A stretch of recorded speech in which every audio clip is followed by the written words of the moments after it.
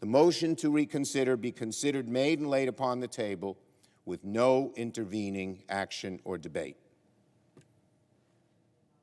Is there objection to the modification? Object. Objection is heard. Is there objection to the original request? The senator from Vermont. Thank you, Madam President.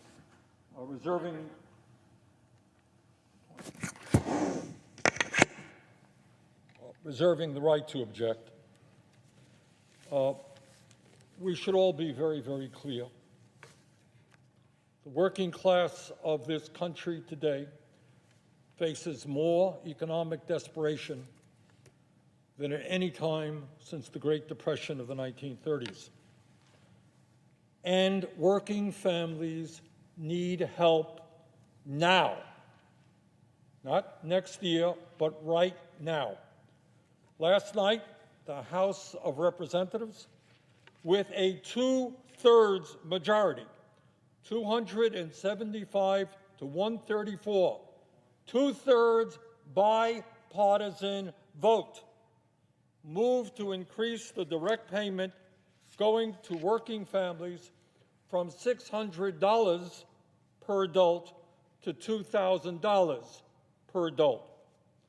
The House did the right thing. I congratulate them. And now it is time for the Senate to step up to the plate and do what the working families of this country overwhelmingly want us to do. Madam President, as a result of the pandemic, tens of millions of Americans have lost their jobs and their incomes. These families in the middle of the winter now face the threat of eviction and the possibility of being thrown out in the streets. Hunger in America is at the highest level that it has been for decades, with moms and dads struggling to feed their kids and working families lining up mile after mile to get emergency food packages. We are even seeing an increase in grocery store shoplifting as desperate Americans try to keep their families from going hungry. All of this taking place in the wealthiest country in the history of the world.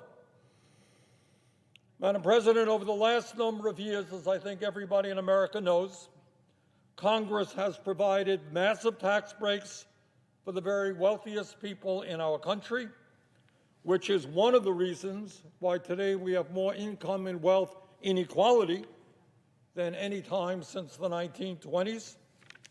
In fact, in the midst of this pandemic, this terrible pandemic, inequality has grown worse, with many in the billionaire class seeing their wealth increase by hundreds of billions of dollars, while average Americans struggle to put food on the table. Congress has given huge tax breaks to large corporations so that some of the most profitable and largest corporations in America today pay zero in federal income taxes. We have just passed the largest military budget in the history of our country, $740 billion, more than the next 10 nations combined. And by the way, there was almost no debate about the size of that huge budget. Trump's veto dealt with other issues. Meanwhile, over 500,000 Americans are homeless. Half of our working families are struggling to survive paycheck to paycheck.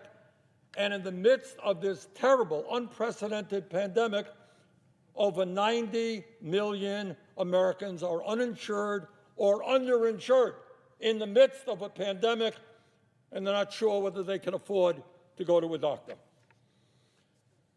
Madam President, we are coming to the close of one of the most terrible and painful years in American history. That is a tragic fact.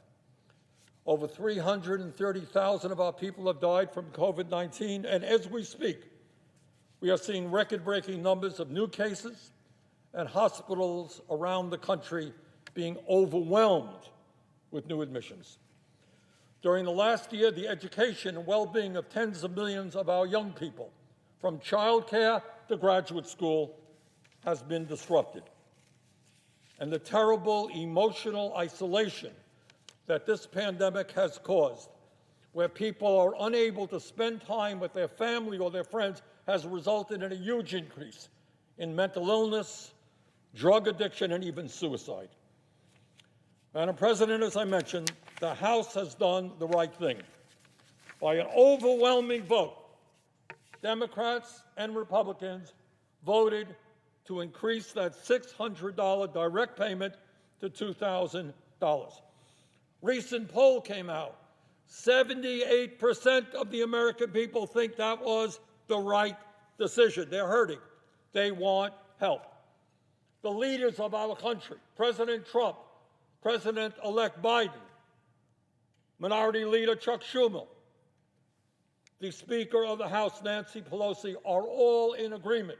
We have got to raise that direct payment to $2,000. So that is where we are right now in this historic moment. Do we turn our backs on struggling working families, or do we respond to their pain? So, Madam President, would the senator modify his request that immediately following the vote on the veto override, the Senate proceed to the consideration of H.R. 9051, that the bill be considered read a third time, and the Senate vote on passage of the bill without intervening action or debate. Further, that if passed, the motion to reconsider be considered made and laid upon the table.